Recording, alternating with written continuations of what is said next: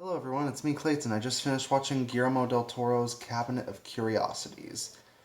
Now, when it comes to Halloween-themed entertainment this year, I do think that this horror anthology is possibly one of the best ones you can go for if you want some good streaming scares.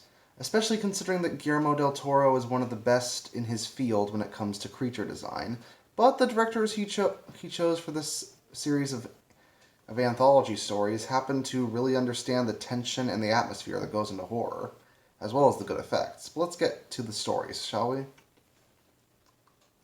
So, in a similar fashion to the Twilight Zone, Guillermo del Toro basically acts as a narrator who introduces all the 8 of the stories that have about an hour in length when it comes down to how long each of the stories are.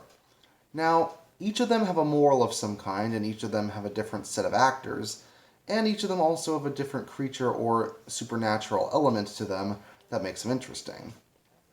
Whether it's a guy who happens to whether it's a guy who happens to have a big mansion with a space rock, whether it's a couple who are researching birds and find reports of spirits inside their house, whether it's a man trying to find his sister in the afterlife, or whether it's a woman trying to fit in at her job and ending up with a certain lotion that happens to make a whole new her. It's a collection of stories that goes through a variety of different subjects, but it happens to all have unifying themes and unifying bits of tension. You see, horror isn't just about jump scares, it's also about getting you in the right mood to make those scares count. And each of these short stories happens to get tension and atmosphere down. Even in scenes where not a lot is happening, the tension and the overall atmosphere feels like it's really there.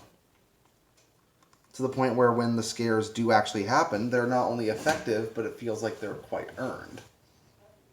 On top of that, I really like a lot of the actors who were chosen for these various roles. There's Tim Blake Nelson in Lot 36.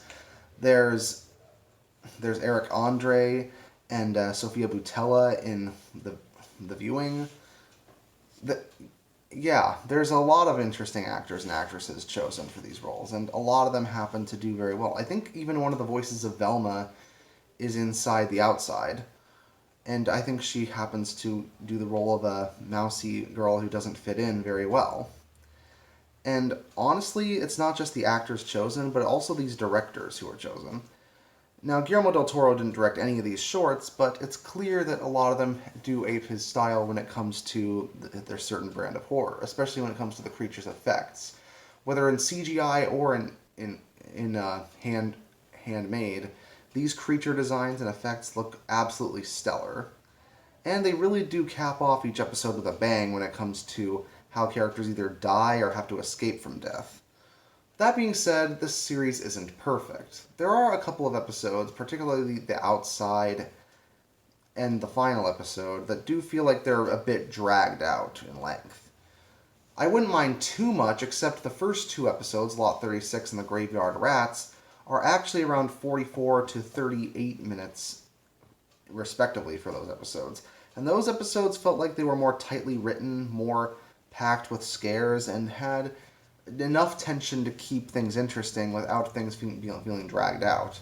Some of the longer episodes do unnecessarily feel dragged out, though, and it can make the scares quickly turn into boredom.